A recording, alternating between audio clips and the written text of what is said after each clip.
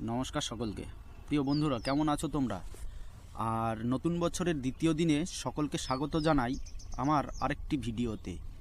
এখন আমি বসে রয়েছি জলঙ্গি তীরে নৌকার উপরে। এসেছি রোদ পোয়াতে, রোদও পোয়াচ্ছি, ফিরফিরে বাতাসও খাচ্ছি, সাথে ভাবলাম নদীটিকেও তুলে নিই।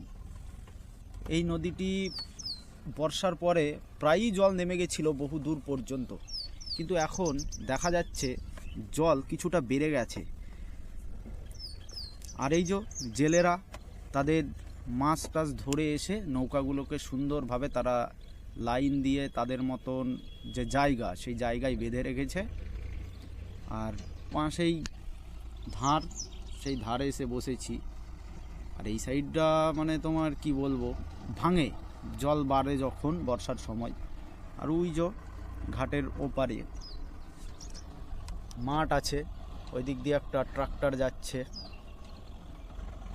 ওদিকে চাষও করে, পিকনিকও হয়। কালকে তো নদীতে সব পিকনিক করায় ব্যস্ত ছিল। আর এই যে সোজা লাইনটা, এইটা মিলিত হচ্ছে জলঙ্গিতে গিয়ে। আর এই যে লাইনটা চলে গেল এই দিকটা আমাদের ভাগীরথী নদীতে গিয়ে মিশছে, গঙ্গায় আর কি। আর কি বলতো, জলের বহন ক্ষমতা মানে নদীর বহন ক্ষমতা কমে যাওয়ায় নদীতে প্রচুর শ্যাওলা জমে গেছে জলের তলায়। এই যে তোমাদের সামনে তুলে ধরছি। তারপরে স্রোতও সেমন থাকে না, ওই যে প্রচুর ময়লা জমে রয়েছে। গ্রামের পরিবেশের নদীতে বসে থেকে খুব সুন্দরই লাগছে। যতটুকু পারছি দেখাচ্ছি, তবে আবছা হয়ে আছে। নৌকাগুলো সব এপারে পরপর সাজানো আছে, আর মাঝখান দিয়ে হলুদ শ্যাওলার একটা আস্তরণ পড়ে গেছে। আর ওই দূরে বাঁশের ব্রিজ রয়েছে।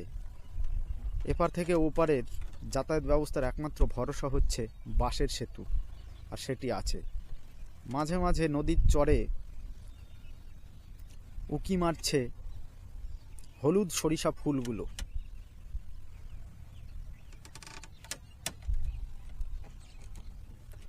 আর বাতাস বইছে, জলের খেলাটা খুব সুন্দরভাবে আস্তে আস্তে ধীরে বয়ে চলেছে।